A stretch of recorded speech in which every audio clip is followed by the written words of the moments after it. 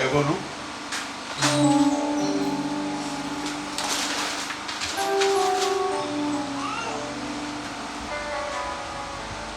Et puis nous allons lire les versets 22 à 25.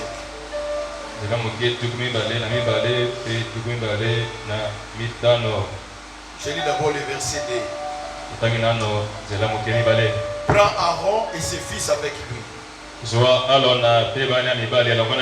Les vêtements, l'huile d'onction, les taureaux expiatoires, les deux béliers et la corbeille de pain sans levain.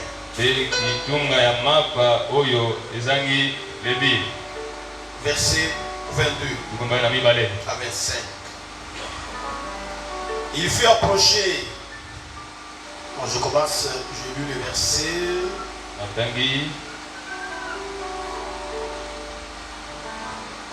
Oui, il fit approcher l'autre bélier.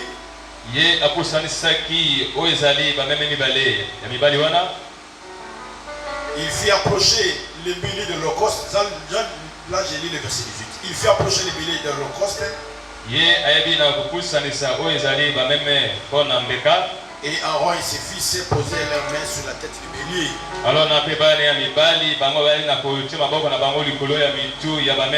Moïse l'égorgea et répandit le sang tout autour. Il répandit le sang sur l'autel tout autour. Il coupa les béliers par morceaux. Et il brûla la tête. Les morceaux et la graisse. Il lava avec de l'eau les entrailles et les jambes.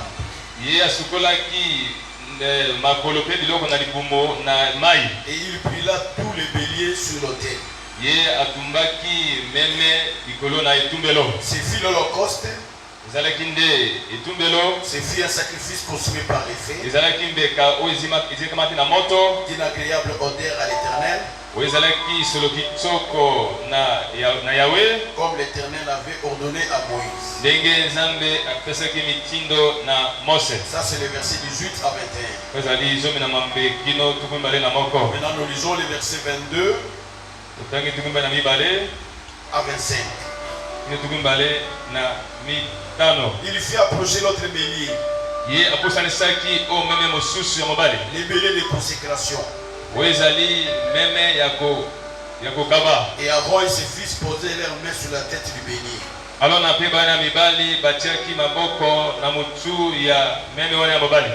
Moïse égorgea les béliers. Puis de son sang.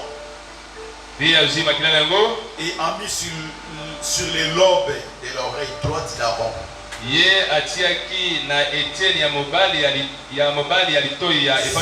Le pouce de sa main droite. Et sur le gros orteil de son pied droite. Il fit approcher les fils d'Aaron. Médissant sur les lobes de leur oreille droite.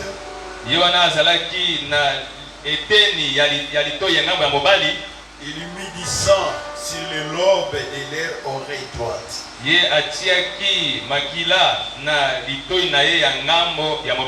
Sur le pouce de leur main droite. Et sur le gros orteil de leur pied droit. Il répandit le sang sur l'autel tout autour. Il prit la graisse, la queue, toute la graisse qui couvre les entrailles, les grands lobes du foie, les deux rognons avec les graisses et l'épaule droite.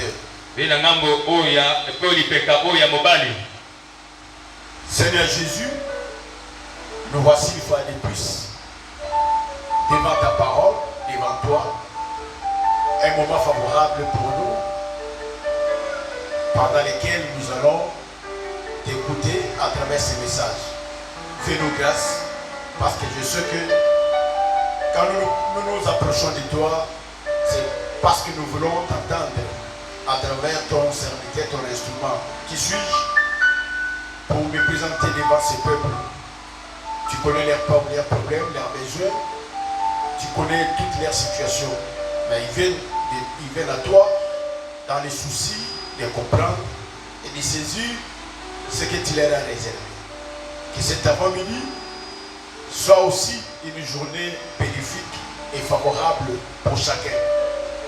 Et que chacun de nous ne sort pas de cet endroit main vide. Que chacun ait quelque chose qu'il aura retenu à travers les messages de cet avant-midi. Tout ce qui est du diable pour empêcher ce peuple de t'entendre et de saisir ce que tu leur as réservé, je l'anéantis au nom de Jésus-Christ de Nazareth. Fais-moi aussi grâce et place tes paroles dans ma bouche pour que je communique fidèlement à ce peuple ta parole. L'Écriture dit, c'est poussé par l'Esprit que les hommes ont parlé de ta part. Fais en sorte que cet avant-midi, que ton esprit aussi me pousse afin que je parle de ta part à ce peuple qui s'est présenté devant toi. Sois avec nous jusqu'à la fin de cette œuvre. Nous t'avons ainsi prié au nom de Jésus-Christ de Nazareth. Amen. Applaudissez fortement pour le Seigneur. 5. Le débellier. Nous avons eu à terminer avec le 4. Les taureaux expiatoires. Alors en lisant Lévitique chapitre 8, nous avons lu le verset 1. Le verset 1 dit, l'Éternel parla à Moïse et dit, prends Aaron et ses fils le vêtement, l'huile d'onction, les taureaux expiatoires, les deux béliers. C'est maintenant. Parce que concernant Aaron et ses fils, on avait déjà parlé. Concernant le vêtement sacerdotaux, on avait donné l'interprétation. En ce qui concerne l'huile d'onction, on avait aussi suffisamment parlé. Et concernant les taureaux expiatoires, c'est ce qui venait d'être terminé. Maintenant, nous abordons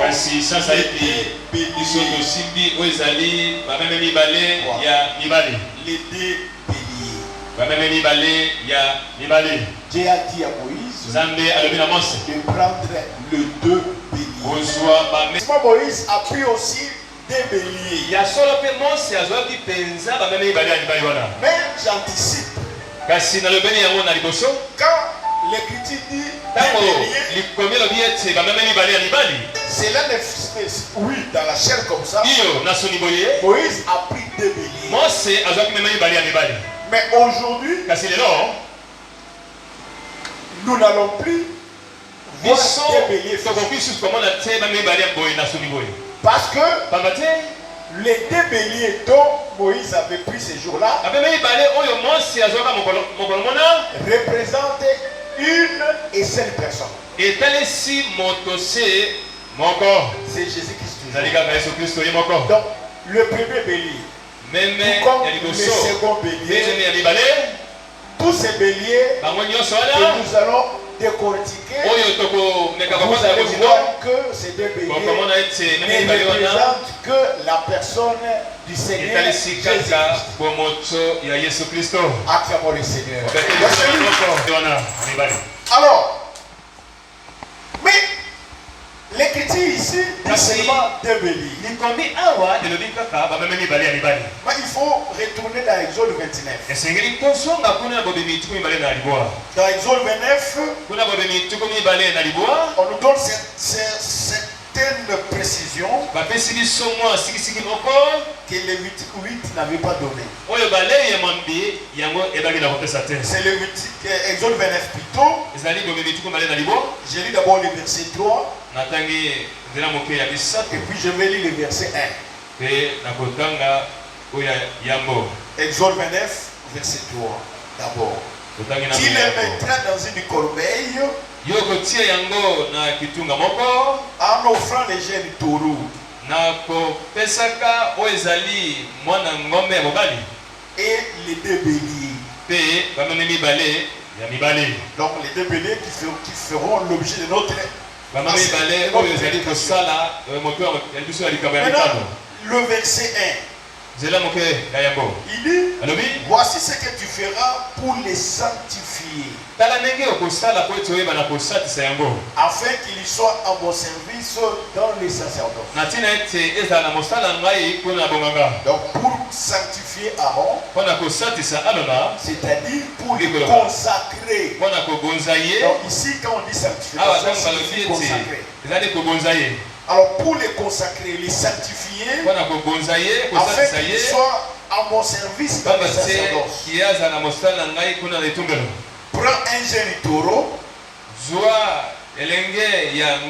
Donc c'est le taureau expiatoire. Et des béliers sans défaut. C'est un élément que Lévitique n'avait pas donné. Là il a seulement dit, prends des béliers. Mais sans donner un petit détail qui était aussi important. Alors, il a pris des béliers. Mais l'Écriture dit qu'il s'agit de deux béliers sans défaut. Nous allons expliquer pourquoi on l'appelle bélier sans défaut. Mais j'explique d'abord le bélier lui-même. Que nous avons dit, il représente une et seule personne de Jésus-Christ. Mais attention, chez les Juifs,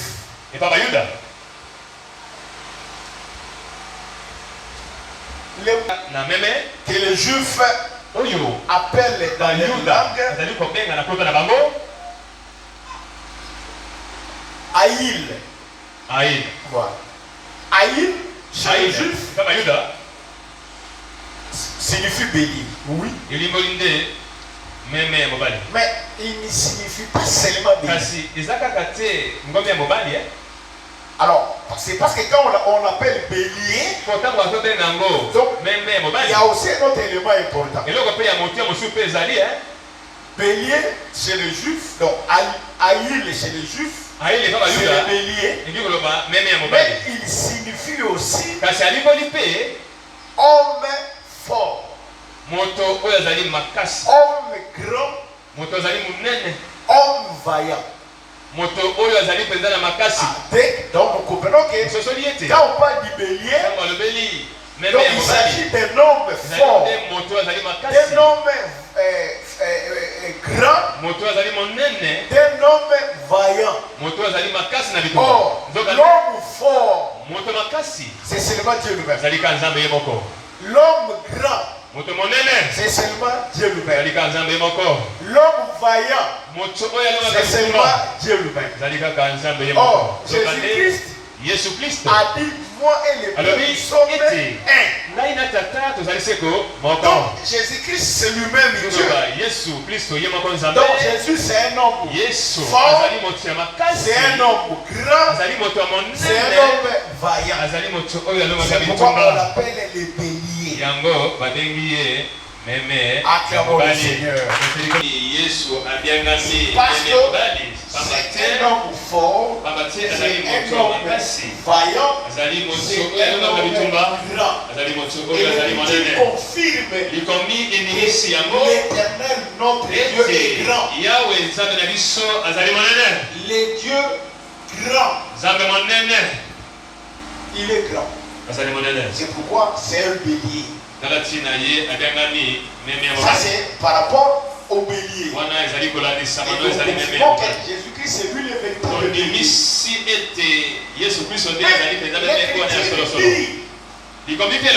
les béliers qu'on a pris, ce sont des béliers sans défaut. C'est-à-dire,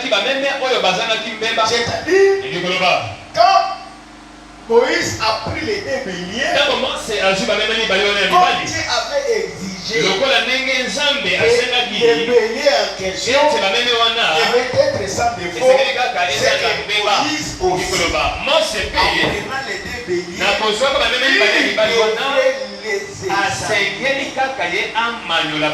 il ne devrait pas commencer directement à les égorger. Il faut aussi les examiner pour vérifier était réellement sans défaut avant de procéder. Avant de procéder. S'il constate que dans ces béliers il y a des défauts, il ne peut pas aussi les prendre. Or, nous avons déjà dit les béliers dont nous faisons allusion ici, c'est Jésus-Christ. Qui est Dieu lui-même? C'est lui l'homme fort, l'homme grand, l'homme vaillant. Donc comme c'est lui le bélier, lui aussi doit être sans défaut. Voilà. Donc quand on parle du défaut, oui, dans leur époque, c'était un défaut corporel. C'est-à-dire qu'on va examiner l'animal. Est-ce que l'animal est boité? S'il est boité, on le met à l'animal. Est-ce qu'il n'a pas un problème sur son œil? Est-ce que ce bélier est comment? Il examine en profondeur il aboutit à la conclusion selon laquelle le bélier n'a pas de défaut.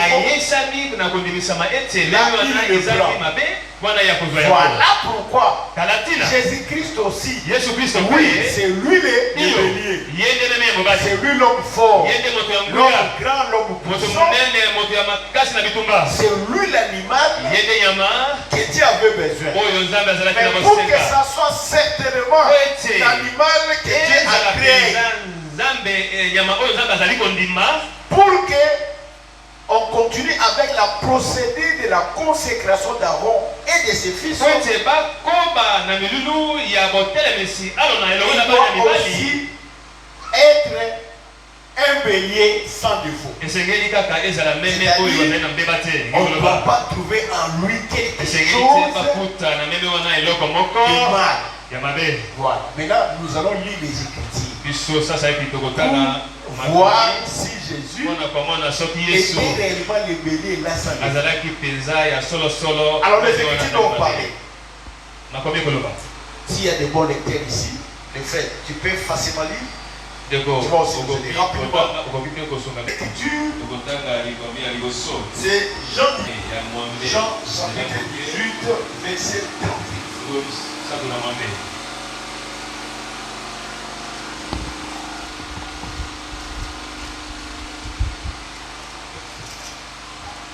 Jean chapitre 18, verset 38, nous lisons au nom de Jésus.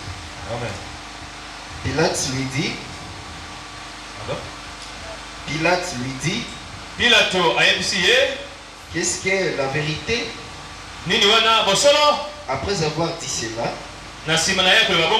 il sortit de nouveau pour aller vers le juif. Et il leur dit, je ne trouve aucun crime en lui. Acclamons le Seigneur. Pilate voulait savoir la vérité c'est quoi. Si Pilate ne connaissait pas ce qu'est la vérité, mais nous au moins nous connaissons ce qu'est la vérité. Parce que Jésus avait dit, je suis le chemin, la vie et la vérité. Acclamons le Seigneur. Donc la vérité c'est lui-même le Seigneur Jésus-Christ. Mais en posant la question, Pilate va de nouveau sortir. Il va aller vers les Juifs. Et il dit aux Juifs, je ne trouve aucun crime en lui. Jésus s'est vu le bélier. On commence à l'examiner. Pilate, c'était le premier examinateur. Donc, il était parmi les examinateurs. En réalité, qui examinait Jésus? C'est Dieu lui-même. Parce que c'est Moïse, ce jour-là de la consécration, qui fait l'examen de la personne du bélier. Donc, c'est Dieu lui-même qui examinait Jésus-Christ. Mais ce jour-là, c'était au travers Pilate. Pilate examine Jésus. Il tourne le bélier. Il tourne le bélier. Il tourne Jésus. Il rentre. Il dit aux Juifs, je ne trouve aucun crime. Aucun. C'est-à-dire Pilate n'a pas vu de défaut. Acclamons le Seigneur. Mais ce n'est pas tout. Frère, ajoutez encore Jean 19, verset 4 et puis verset 6. Jean 19, verset 4 et puis verset 6.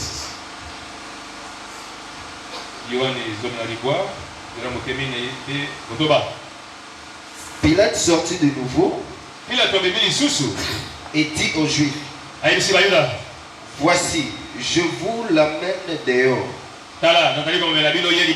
afin que vous sachiez que je ne trouve en lui aucun crime.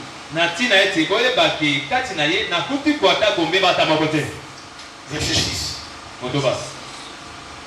Lorsque les principaux sacrificateurs et huissiers le virent, ils s'écrièrent, crucifie, crucifie. Pilate leur dit, prenez-le vous-même et crucifiez-le. Car moi, je ne trouve point de crime en lui. Acclamons encore le Seigneur.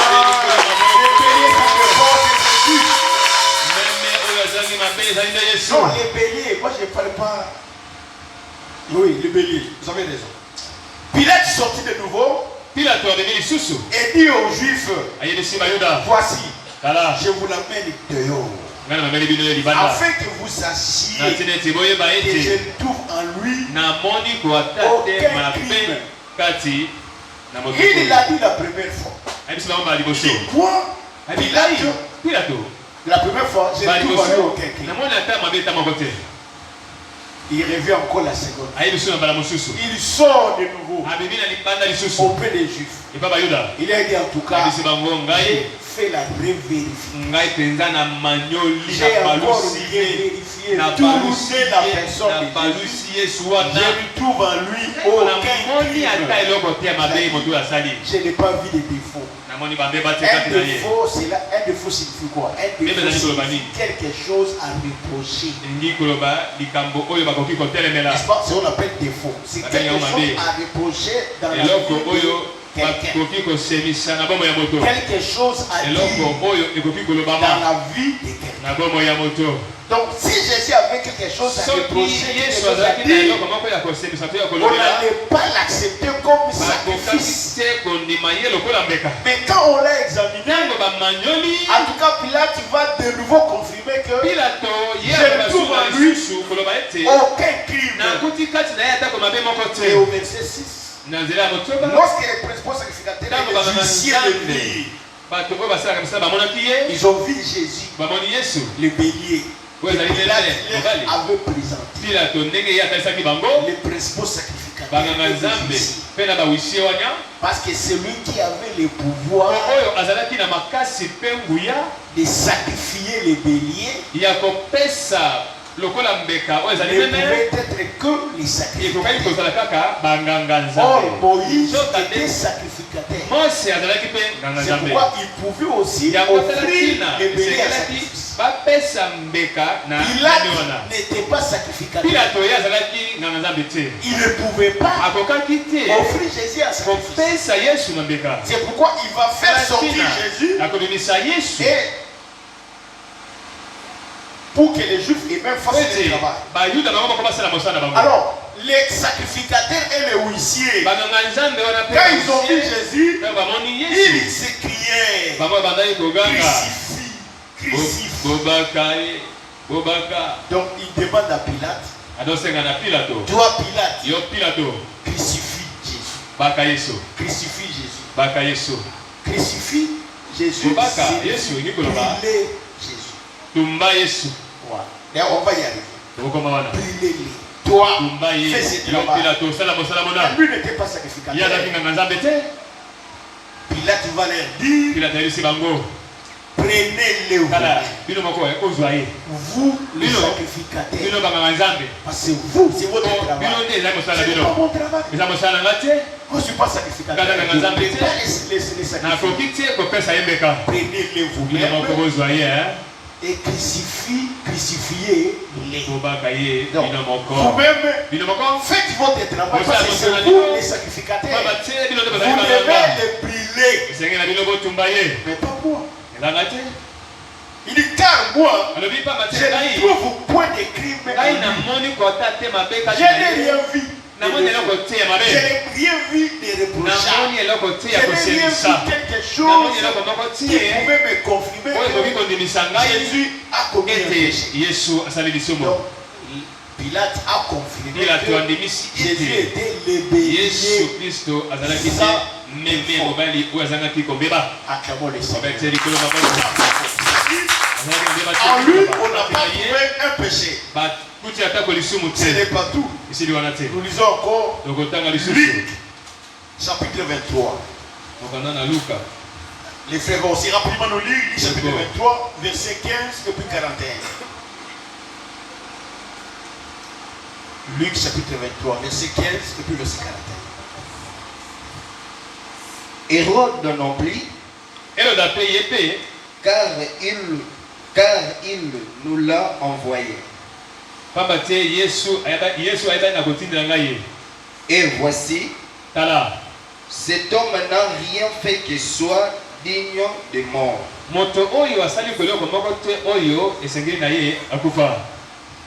Ajoutez le verset 41. Pour nous, c'est justice, car nous recevons ce qu'on mérite, ce que méritent nos crimes, mais celui-ci n'a rien fait de mal. Voilà. Merci pour la lecture. Je suis dans Luc 23. Le verset 15 et 41. Moi, je commence par le verset 13. Pilate ayant assemblé les principaux sacrificateurs, les magistrats et le peuple, leur dit, vous m'avez amené cet homme. Cet homme dont lui fait comme excitant les peuples à la révolte. Pour qu'on crucifie Jésus comme bélier, on devait l'accuser de certains crimes, de certaines choses. Et le sacrificateur, l'assemblée des principaux sacrificateurs, les magistrats et les peuples portaient des accusations contre la personne de Jésus. Mais Pilate dit, vous me l'avez amené comme exciter les peuples à la révolte. C'est ça l'accusation que vous avez portée contre la personne de Jésus. C'est les crimes pour lesquels vous l'accusez. Et voici, je l'ai interrogé devant vous. N'est-ce pas? Parce que Il y a une critique qui dit on ne condamne pas quelqu'un sans l'avoir écouté. Quand on accuse quelqu'un auprès de vous, les frères lycées a volé. Ah, ton frère lycée, comme tu as volé, je te punis. Non, vous êtes un faux juge. Un bon juge, quand on accuse quelqu'un auprès de vous, il faut écouter la personne. Et la personne doit préparer ses moyens de défense. Il doit se défendre face aux choses pour lesquelles on l'a accusé. Et en écouter. Parce qu'un bon juge, il écoute les accusateurs, il écoute aussi l'accusé. Enfin, de rendre un bon juge. Mais la plupart de nous ici, parfois on se présente comme des mauvais juges. Vous entendez seulement l'accusateur, mais vous n'entendez pas l'accusé. Vous n'avez pas entendu, il ne s'est pas défendu, mais la simple accusation vous amène à prendre une décision. Non, vous êtes un faux juge. Il faut laisser l'accusé se défendre. C'est comme ça que Pilate, il a entendu les accusations portées contre Jésus. Non, on a dit il a des défauts. Il a des défauts. Il y a des choses à nous reprocher. Il incite le peuple à la révolte. Pilate va interroger Jésus en présence de l'assemblée des sacrificateurs, en présence des magistrats, en présence du peuple. Il interroge Jésus sur les choses pour lesquelles on lui avait accusé. Il dit, je l'ai interrogé devant vous. Je l'ai interrogé devant vous. Et je l'ai trouvé coupable d'aucune des choses dont vous l'accusez. Est-ce que vous avez compris à quel moment le Seigneur Pilate a entendu les accusations portées contre la personne de Jésus, contre les berniers. Il pose la question, il interroge Jésus l'accusé. Écoutez ce qu'on a porté contre toi. Et Jésus s'est défendu. Mais en écoutant les argumentations de Jésus, il a abouti à la conclusion selon laquelle je les trouve coupables d'aucune des choses dont vous l'accusez. Tout ce que vous avez porté contre lui comme accusation, il n'est coupable de rien. Acclamons le Seigneur. Il confie que Jésus c'est un bélier sans défaut. Ce n'est pas tout. Pilate continue à leur dire, Hérode non plus, car il nous l'a renvoyé. Même Hérode, chez qui vous avez aussi amené Jésus. Avant qu'il vienne chez moi, Hérode, il était aussi chez moi, Pilate, plutôt, il était aussi chez Hérode. Mais Hérode aussi n'a rien vu en lui quelque chose à reprocher. Il n'a pas trouvé un crime en lui. Voilà pourquoi Hérode l'a renvoyé. Acclamons le Seigneur. Et voici, cet homme n'a rien fait qui soit digne de mort. Et Pilate dit, moi, je n'ai trouvé en lui rien qui soit digne de mort. C'est-à-dire quelque chose que lui a commis, qui constitue un crime, et parfois des conséquences, nous devons le condamner. Je ne l'ai pas vu. Donc, il a confirmé que Jésus était le bélier sans défaut. Nous ajoutons encore Ésaïe 59, verset 53, plutôt verset 9. Là, je lis rapidement. Ésaïe 53, verset 9.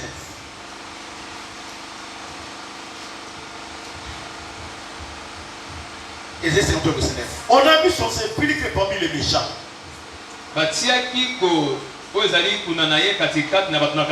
Son tombeau avec les riches. Quoi qu'il n'ait point commis de violence. Et qu'il n'y ait point eu de fraude dans sa bouche. Acclamons le Seigneur. Esaïe avait déjà prophétisé sur les béliers en question. Quand bien même qu'on avait placé son sépulcre parmi les méchants. Quand bien même qu'on avait mis son tombeau avec les riches. Quoi qu'il n'ait point commis de violence. Jésus n'a pas commis quelque chose de violence. Et qu'il n'y ait point eu de fraude dans sa bouche. On n'a rien trouvé de mal. Isaïe avait déjà annoncé que Jésus était le bélier et qu'en lui, il n'y avait pas de défaut. Acclamons le Seigneur. Acte chapitre 13. Verset 27 à 28. Acte chapitre 13. Verset 27 à 28.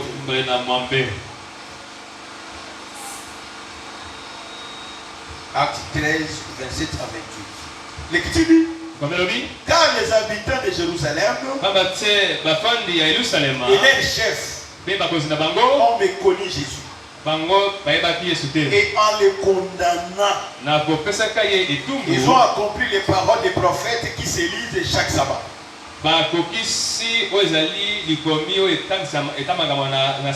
Quoi qu'il n'ait trouvé en lui rien qui soit digne de mort. Ils ont demandé à Pilate de le faire mourir.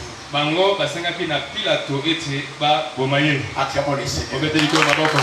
C'est-à-dire, pour cette écriture, les Juifs qui ont pris la décision que l'on puisse tuer Jésus, les habitants de Jérusalem, les chefs, ils ont condamné Jésus en le condamnant, donc ils l'ont méconnu. Ils l'ont méconnu. Mais en faisant cela, ils ont accompli les paroles des prophètes. Ils ont condamné le Seigneur Jésus-Christ. Mais quoi qu'il n'ait trouvé en lui rien qui soit digne de mort. Et ils ont demandé à Pilate de le condamner, de le faire mourir. Mais Jésus n'avait pas commis un crime, n'avait pas commis un péché. Il était sans défaut. Voilà les béliers. C'est pourquoi tu avais dit à Moïse de prendre des béliers sans défaut. Et j'ai dit que les deux béliers sans défaut représentent toujours les Seigneurs Jésus. On l'a examiné parce qu'on ne pouvait pas les condamner si réellement il était coupable.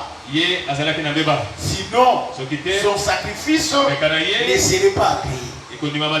Vous comprenez? C'est pourquoi l'Écriture dit, nous sommes sanctifiés, purifiés par le sang de l'agneau, sans défaut, sans tâche. Là on parle de Jésus-Christ. Parce que s'il avait quelque chose à reprocher, on n'allait pas aussi le tuer. Mais si on a condamné Jésus, c'est parce que en l'examinant, on a trouvé en lui aucun défaut. Donc, Jésus était le bélier sans défaut. Alors comme il était sans défaut, donc il méritait la mort. Acclamons le Seigneur. Comme il était sans défaut, il devait mourir. Et s'il avait commis un crime, on ne pouvait pas le sacrifier. Acclamons encore le Seigneur.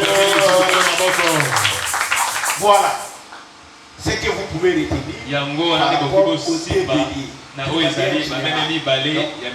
C'est la même personne de Jésus-Christ. Et Il est appelé bélier parce qu'il est un homme grand, un homme fort, un homme vaillant. Et deuxièmement, c'est lui qui est bélier sans défaut parce qu'on a eu à l'examiner tour à tour. Que ce soit Hérode, que ce soit Caïphe, que ce soit Pilate, que ce soit Anne. Et on a examiné Jésus pour voir s'il avait des défauts. Mais on a trouvé en lui aucun crime. Donc il était coupable de rien. Toutes les accusations portées contre sa personne ne concordaient pas. Et deuxièmement, n'étaient pas fondées. C'était des fausses accusations.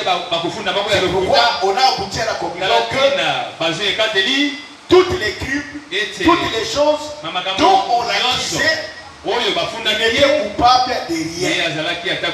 Donc il n'avait pas de défaut. Alors comme il n'avait pas de défaut, il devait maintenant les sacrifices que Dieu avait besoin. Le sacrifice que Dieu cherchait. Acclamons le Seigneur. Maintenant, l'Écriture nous dit que les deux béliers, donc question, étaient utilisés. Oui, on devait le sacrifier. Mais chacun de ces béliers, bien qu'il représente Jésus-Christ, mais dans des situations différentes. Voilà. Sur les deux béliers, les premiers béliers étaient utilisés comme un holocauste. Et il est appelé les béliers de l'holocauste. Le deuxième bélier, lui aussi, il devait aussi être sacrifié. Mais il était appelé les béliers de la consécration. Donc, les deux béliers dont nous parlons ici, l'un de ces béliers sera offert comme holocauste. C'est pourquoi il est appelé les béliers de l'holocauste. L'autre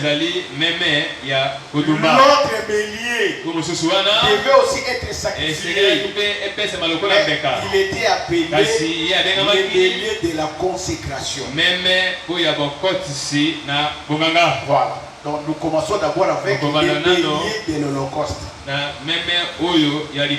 nous terminons, nous entamons maintenant les béliers de la consécration. Alors je commence avec les béliers de l'holocauste. Là, je suis toujours dans Lévitique. J'ai fait la relecture du verset 18 à 21. Il lui fit approcher les béliers de l'holocauste. Et Aaron et ses fils posaient leurs mains sur la tête du bélier.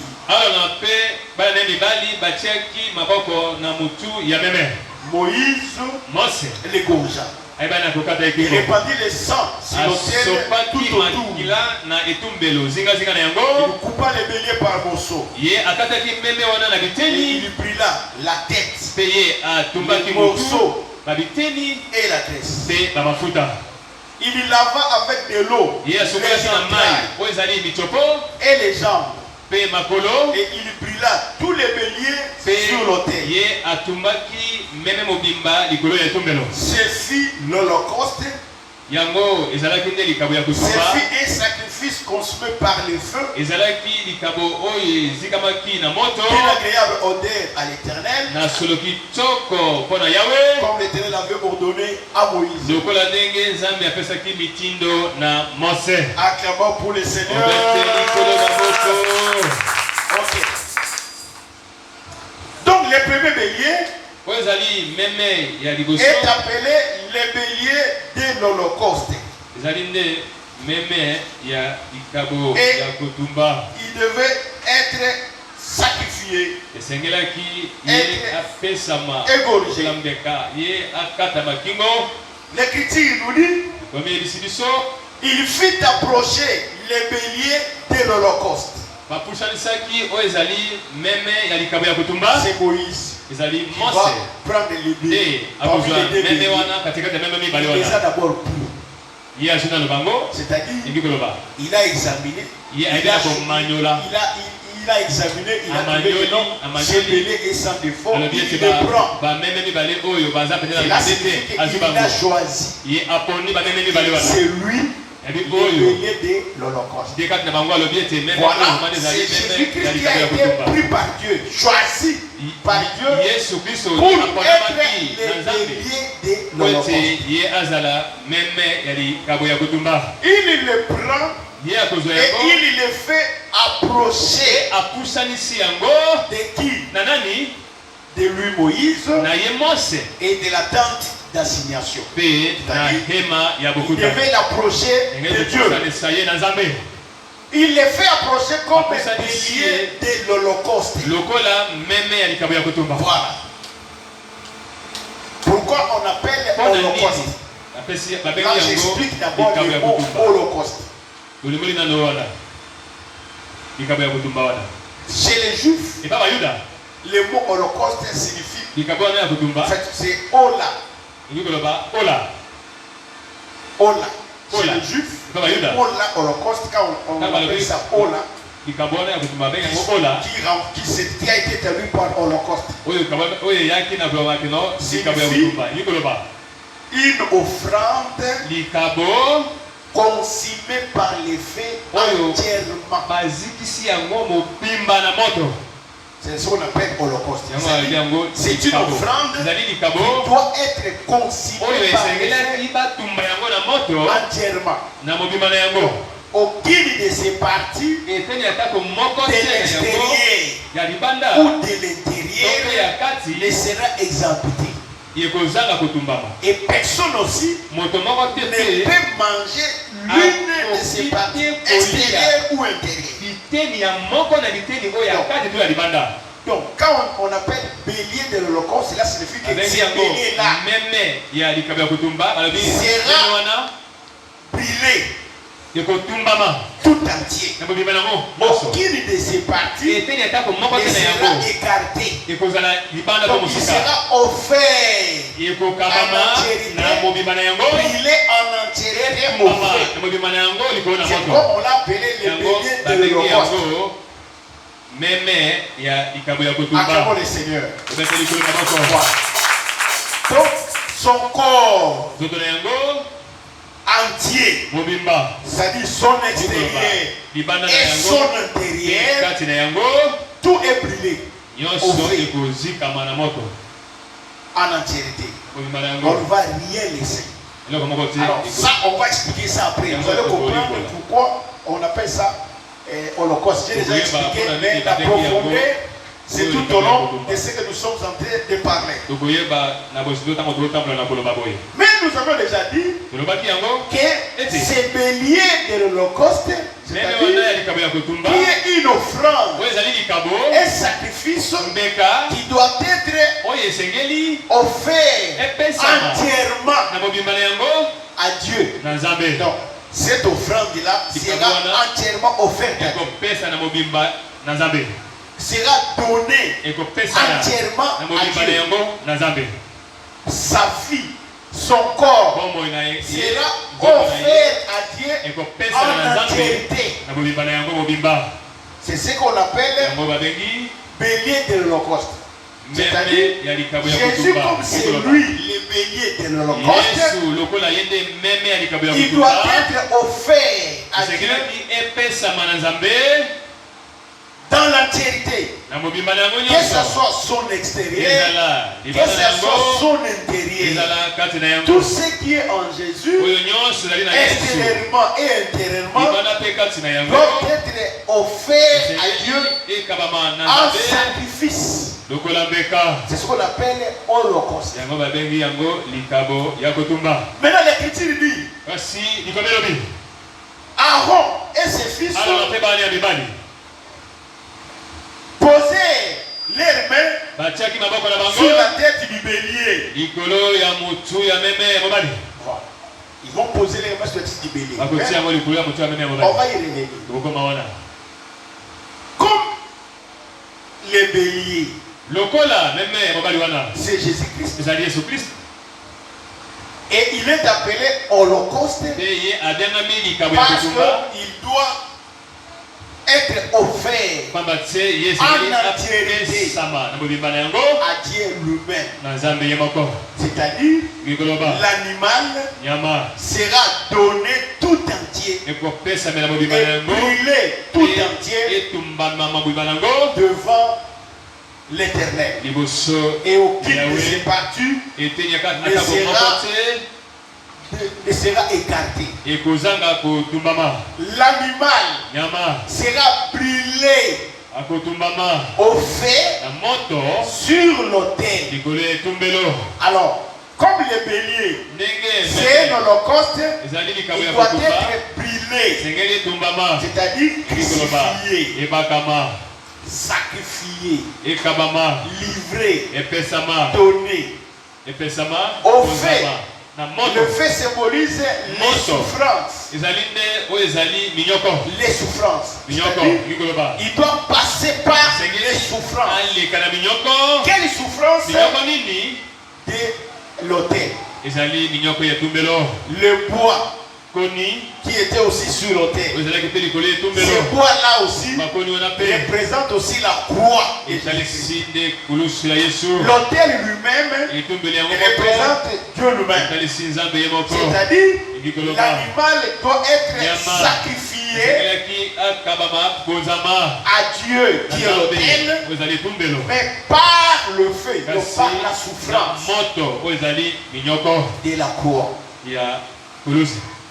Et nous expliquons comment est-ce que Jésus tokolimbola l'a fait. ndenge nini yesu Je vais nous lire rapidement Hébreu 9, verset 14. kotangela biso na lombango. Hébreu 9, verset 14. bayebele libwa nzela moke zomi na minei. Hébreu chapitre 9. bayebele libwa nzela moke zomi na minei.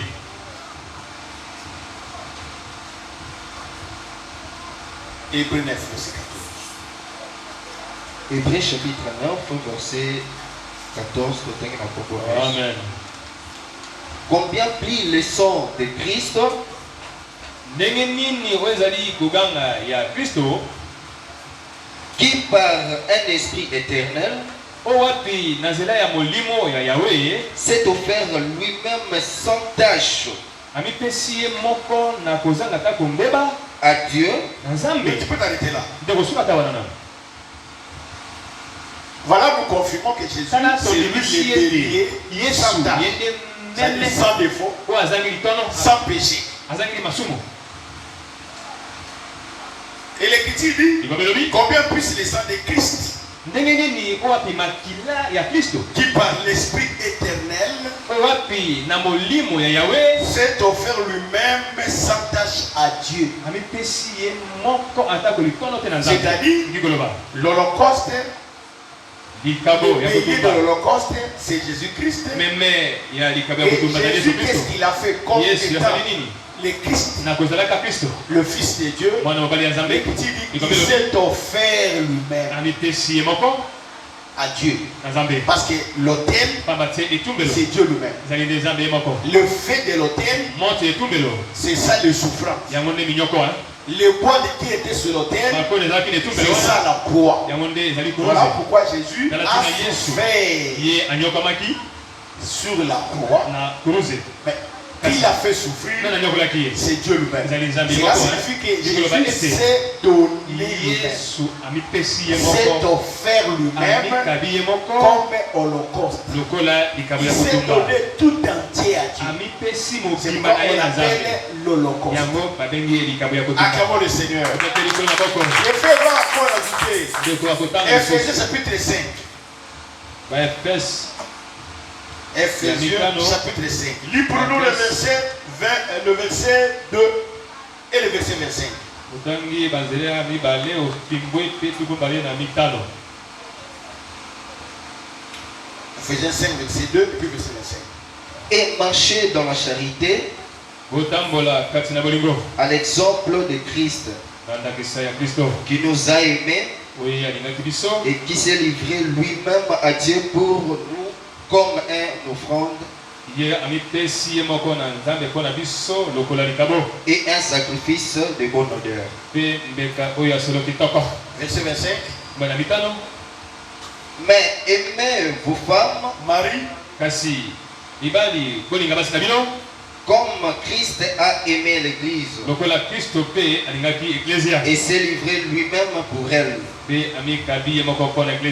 acclamons le Seigneur. Voilà, nous confirmons que Jésus est venu de l'Holocauste. Qui devait s'offrir entièrement comme un sacrifice, comme l'Holocauste. Paul dit, et marcher dans l'amour à l'exemple de Christ, qui nous a aimés et qui s'est livré lui-même à Dieu pour nous comme une offrande et un sacrifice de bonne odeur. Donc quand on parle de sacrifice de bonne odeur, c'est ça l'Holocauste. C'est un sacrifice consumé par Dieu. Et Paul confirme que Jésus s'est livré lui-même à Dieu. C'est-à-dire qu'il s'est donné lui-même. Il s'est livré lui-même à Dieu comme une offrande, c'est-à-dire un sacrifice de bonne odeur. Donc c'est lui, c'est l'Holocauste. Le verset 25 encore ajoute Marie, et chacun aime sa femme comme Christ a aimé l'Église et s'est livré lui-même pour elle. Jésus s'est livré lui-même à la mort. C'est-à-dire il s'est donné comme sacrifice, comme offrande, comme holocauste. Et il s'est livré à qui? À Dieu. Acclamons le Seigneur. Voilà Jésus-Christ, c'est lui. Galates chapitre 2, verset 20. Les frères vont encore lire. Galates chapitre 2, verset 20.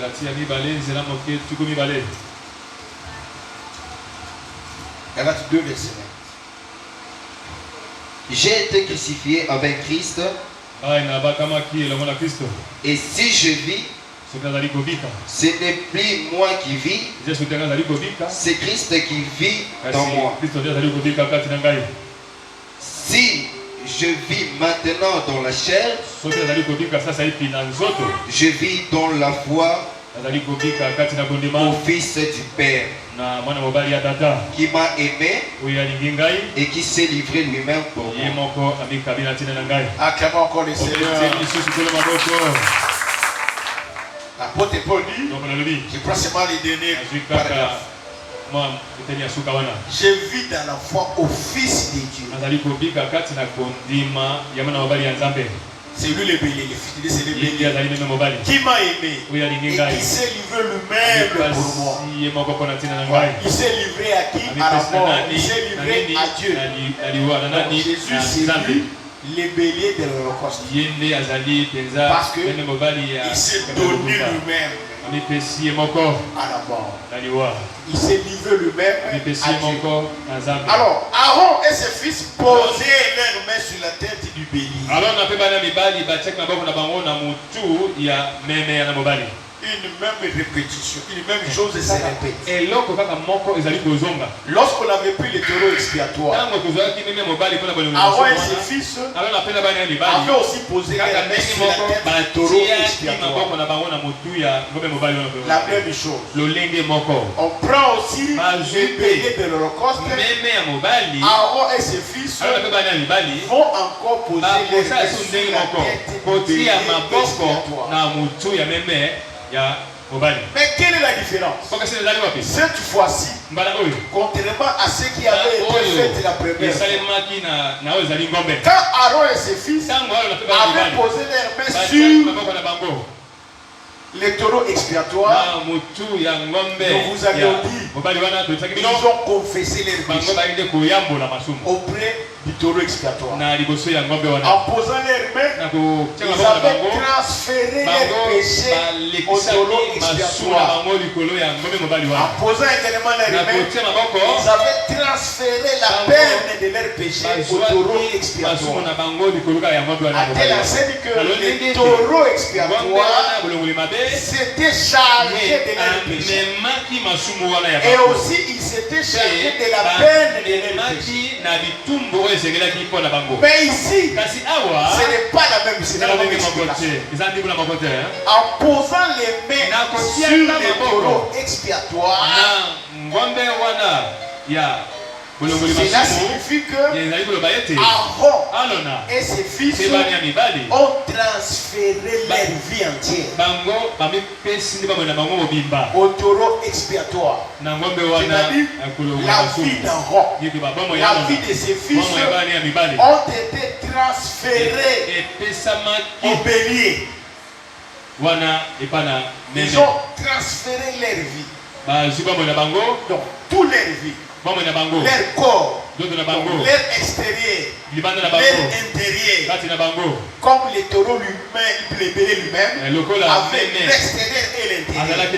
Et aussi, en posant leurs mains sur la tête du bélier, ils ont transféré leur corps, leur vie au bélier, c'est-à-dire et leur extérieur et leur intérieur sont transférés au bélier. Est-ce que vous avez compris? Acclamons le Seigneur. Ils ont transféré en d'autres termes, ils ont donné leur vie au bélier. Ils ont donné leur corps au bélier. Leur extérieur et leur intérieur sont donnés au bélier. En d'autres termes, les béliers de l'Holocauste. Et Aaron et ses fils deviennent avec lui une même plante. C'est-à-dire un même corps. Acclamons le Seigneur. Voilà, ici, cela est pas à pas pour que vous compreniez. C'est-à-dire, il reprend. Aaron et ses fils, en posant leurs mains sur les béliers de l'Holocauste, les béliers lui-même, les béliers aussi à son corps. Il a son extérieur, il a aussi son intérieur. Lui-même, les béliers, il est appelé l'Holocauste parce qu'il va se livrer à la mort à Dieu. Il va se donner tout entier à Dieu. Et son intérieur et son extérieur. Il les donne à Dieu comme un sacrifice considéré par Dieu. Maintenant, quand Aaron et ses fils posent leurs mains sur la tête du bélier, ils ont transféré leur vie et leur corps au bélier de l'Holocauste. A-t-elle enseigné que Aaron et ses fils et les béliers deviennent une seule plante? C'est-à-dire une même chose. N'est-ce pas? Acclamons le Seigneur. Vous allez comprendre pourquoi nous disons ça. Ce que je venais de dire, je n'ai pas inventé. Ça ne vient pas aussi de moi. C'est Paul qui confirme cela. Romains 6, verset 5. Les faits vont lire rapidement. Romains 6, verset 5.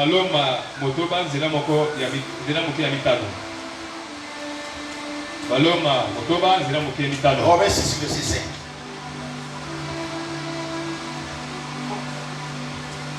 En effet, si nous sommes devenus une même plante avec lui par la conformité,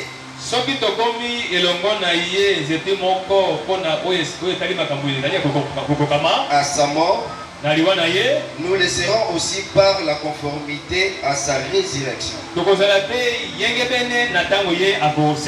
Voilà, c'est ce que j'ai dit. C'est-à-dire, Jésus-Christ, Yesu Kristo c'est lui le béni de l'Holocauste. yende azali meme Lui, ya il kutumba va se donner à Dieu ye akomipesa par la souffrance de la croix, par la minyoko mort ya kuruze de oyo la ezali croix. liwa ya kuruze Il se donne à Dieu. apesi na nzambe lokola mbeka. Mais Aaron et ses fils, quand ils posent leurs mains sur sa tête, c'est-à-dire la vie d'Aaron, le corps d'Aaron et de ses fils sont transférés au béni de l'Holocauste. A-t-il enseigné que les bénis de l'Holocauste deviennent une même plante avec Aaron et ses fils? Il devait un même corps avec Aaron et ses fils. C'est ce que Paul dit ici. Il dit en effet, si nous sommes devenus une même plante avec lui, c'est ce qu'il dit.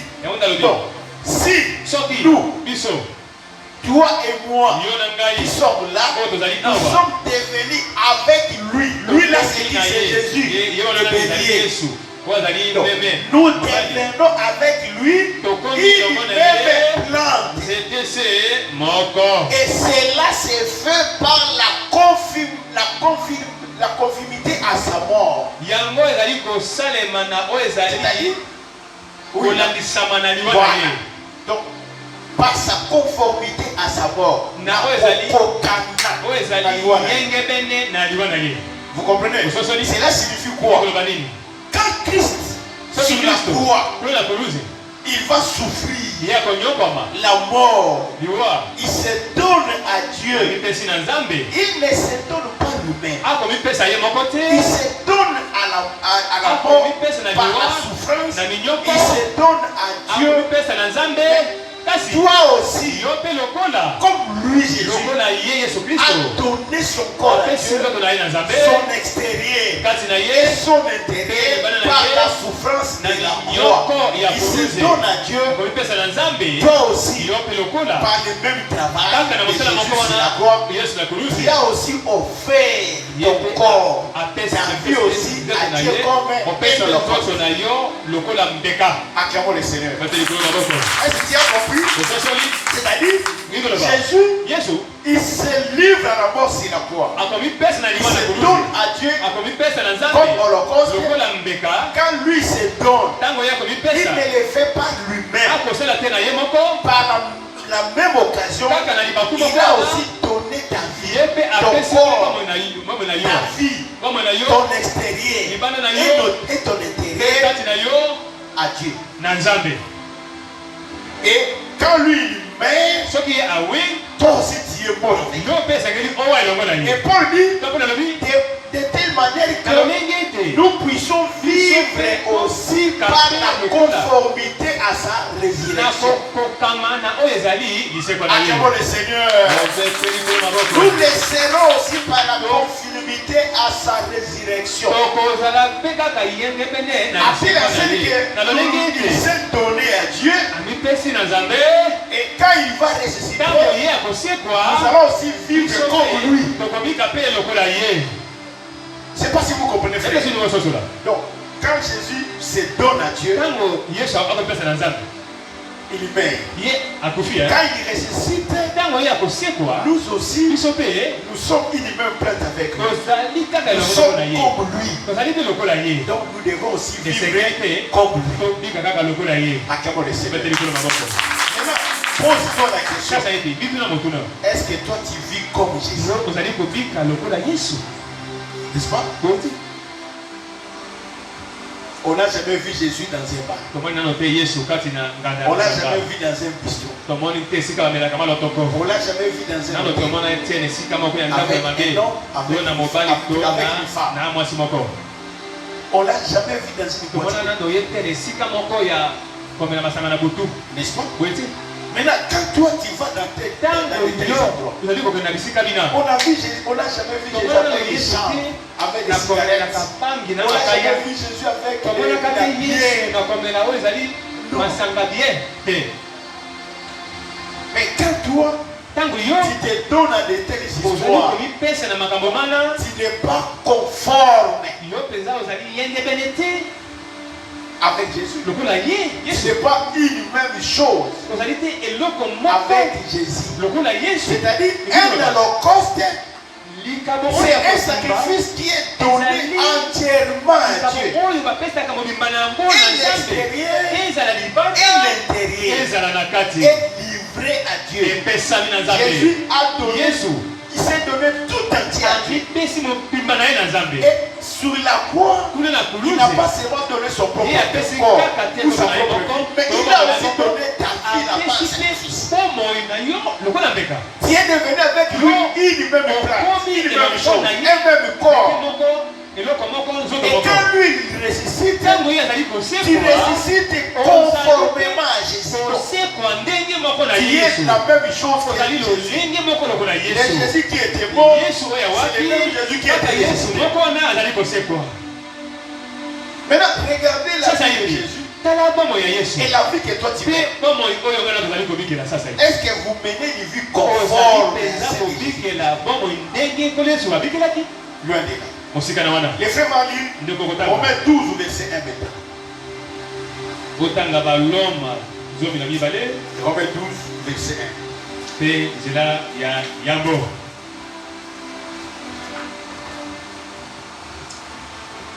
Je vais exhorter donc, frères, par les compassions de Dieu, à offrir vos corps comme un sacrifice vivant, saint, agréable à Dieu, ce qui sera de votre part un culte raisonnable.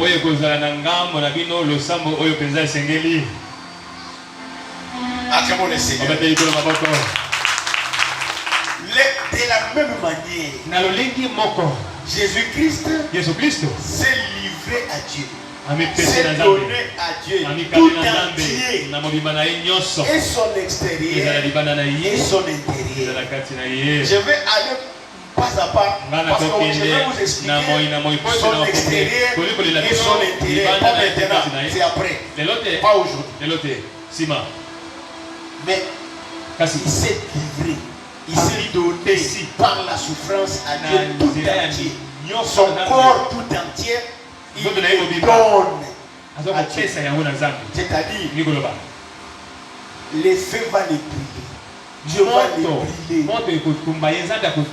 Et les sacrifices de l'Holocauste en Israël étaient brûlés en entièreté jusqu'à ce que les sacrifices soient rendus cendres. C'est ce qu'on appelle Holocauste. Il est donné tout entier, brûlé jusqu'au sang. La même chose. Comme Jésus est l'Holocauste, le pays de l'Holocauste, toi aussi, quand tu te donnes à Jésus, tu as donné aussi à Dieu ton corps tout entier, ton extérieur et ton intérieur. Tu les as donnés à Dieu. Ton corps entier est donné à Dieu. C'est comme ça que Paul, pour confirmer cela, il dit: je vous exhorte donc, frères, par les compassions de Dieu, à offrir vos corps comme un sacrifice. Là, c'est bien compris. Comme Jésus a offert son corps tout entier à Dieu, toi aussi, frère et soeur, tu dois offrir à Dieu ton corps comme un sacrifice saint, vivant, agréable à Dieu, ce qui sera de votre part un culte raisonnable. C'est très nécessaire. Ton corps, tu dois le donner comme un sacrifice, comme un holocauste. À telle enseigne que tu te donnes à Dieu aux souffrances, à la mort. Que Dieu puisse te briller jusqu'à te rendre ensemble. Tu n'as rien à soustraire. On ne cause les béliers.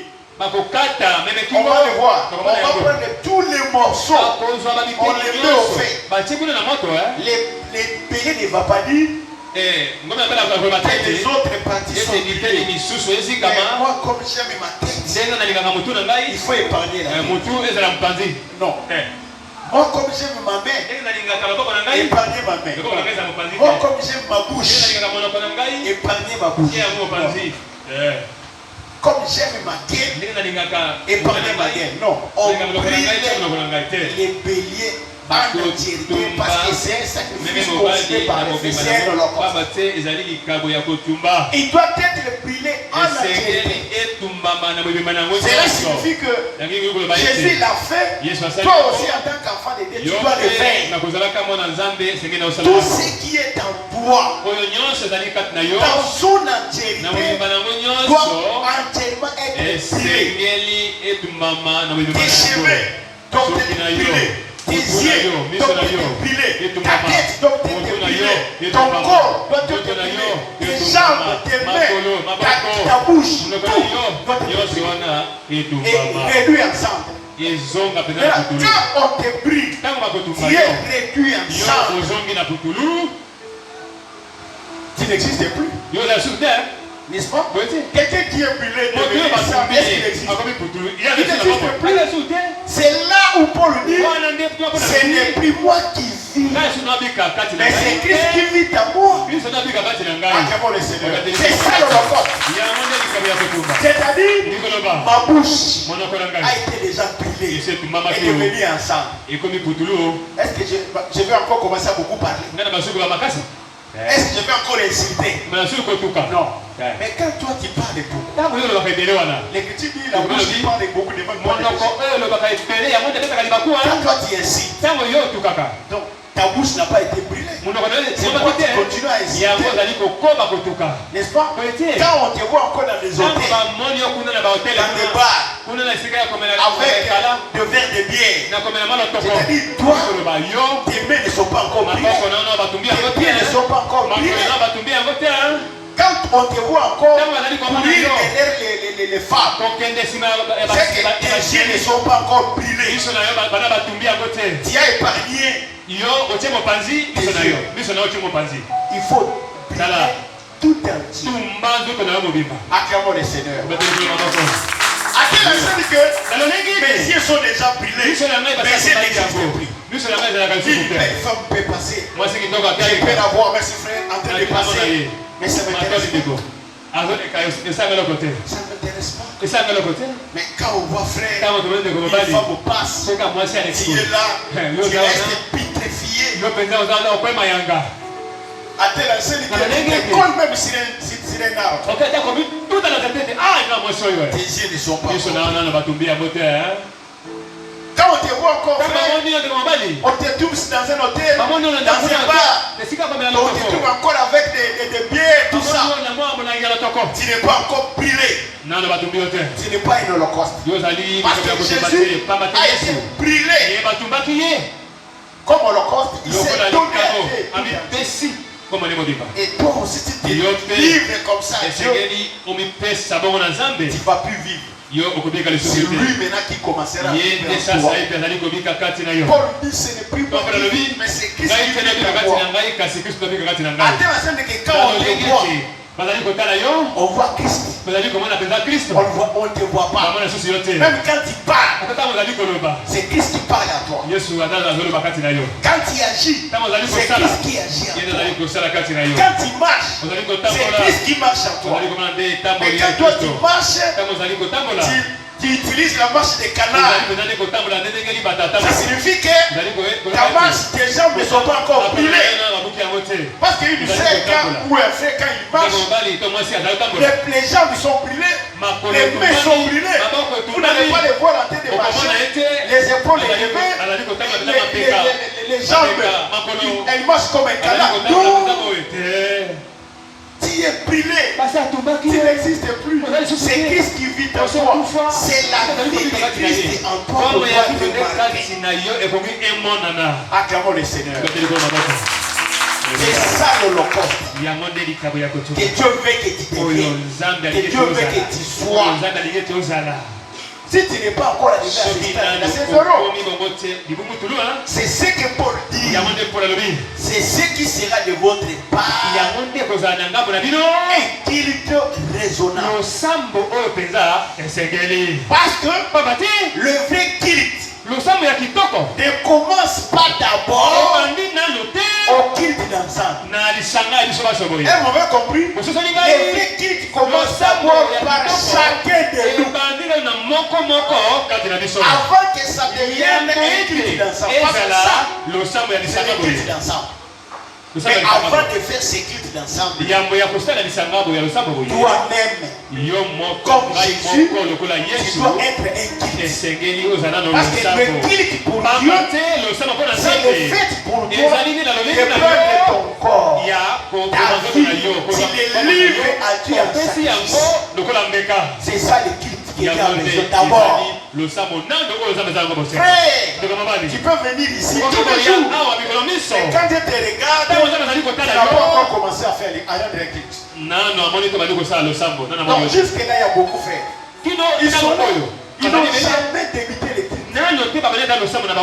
Vous donnez seulement d'importance au culte d'ensemble. Oui, on ne va pas venir. Mais avant de vous donner à ce culte d'ensemble, commencez d'abord à offrir votre corps comme une offrande, comme un sacrifice. Vous l'offrez à Dieu.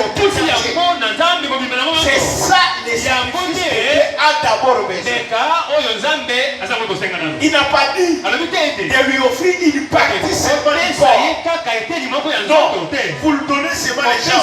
Non, c'est le tout. Et la tête, votre tête, vos jambes, vos bras, votre extérieur. Et votre intérêt, tout vous l'offrez. À telle scène que c'est Dieu qui a le contrôle de votre vie. Il contrôle vos pensées, vos sentiments. Il contrôle votre conduite, votre marche. Il contrôle votre regard. Il contrôle ta bouche. Il contrôle tes actes. De manière que tout ce que tu fais, quand les gens vont regarder, ils diront non, ça c'est Dieu. Acclamons le Seigneur. C'est le Dieu. C'est Dieu qui vit en vous. C'est Dieu qui vit en vous. Mais est-ce que c'est ce qu'on peut constater en nous? Non. Le culte commence ici. Par le culte individuel qui est toi d'abord.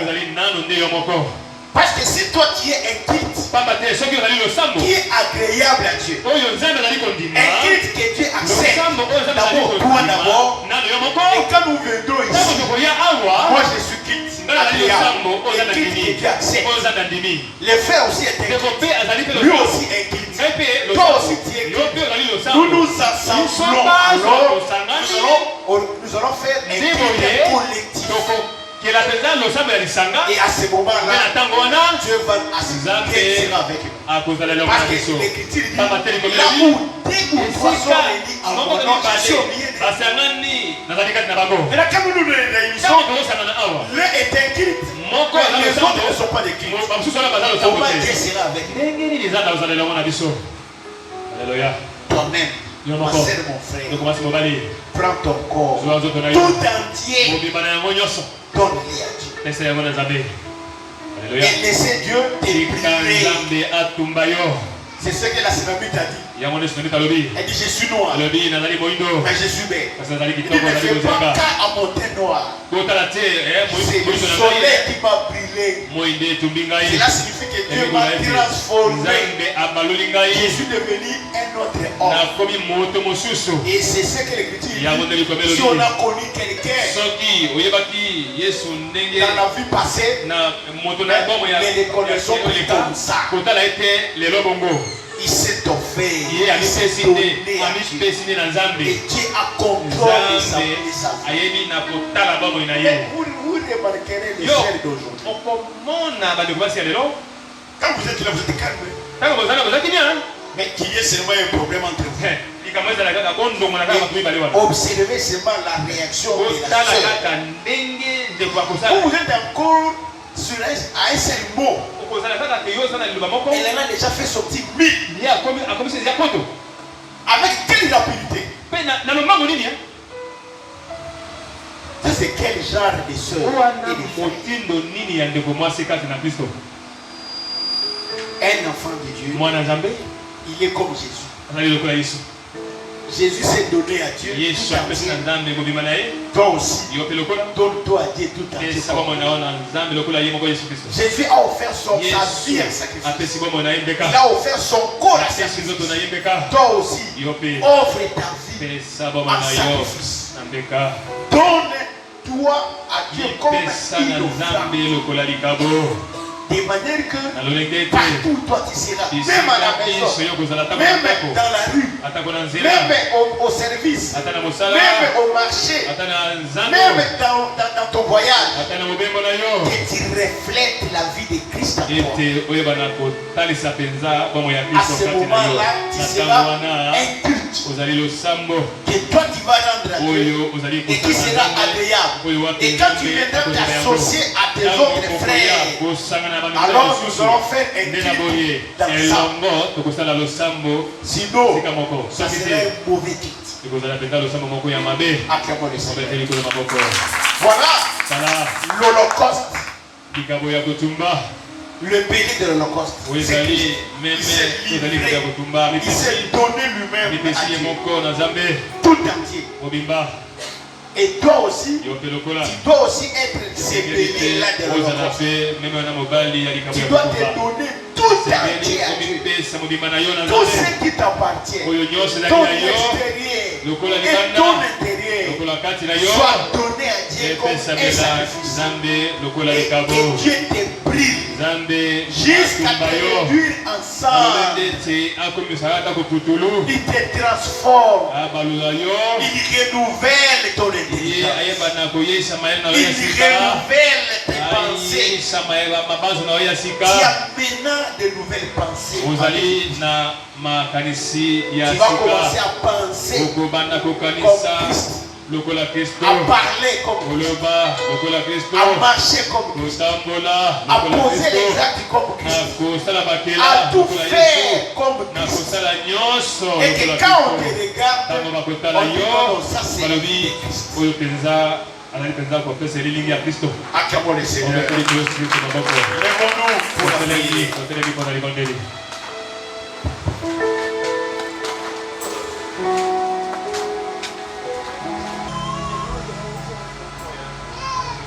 Quand il marche là-bas en Galilée, on ne le vit point avec des copines, ni dans des bivettes, en train de prendre l'alcool. À combien plus forte raison, un homme né dans le péché, je voudrais vivre comme Jésus. Oui, mon modèle, je veux vivre comme Jésus, toute ma vie. Être comme Jésus. Mon modèle, je veux être comme Jésus, toute ma vie. Je veux vivre comme Jésus. Dans ce monde, je veux vivre c'est bon, je veux être comme Jésus, tout est mal. Yesu azali Holocauste, béni à l'Holocauste, ami pesa na nzambe mobimba. Yope esengeli omi pesa na mobimba na yo lokola ye. De manière que on vivre en conformité à vie lokola Christ. Okilita bezotala.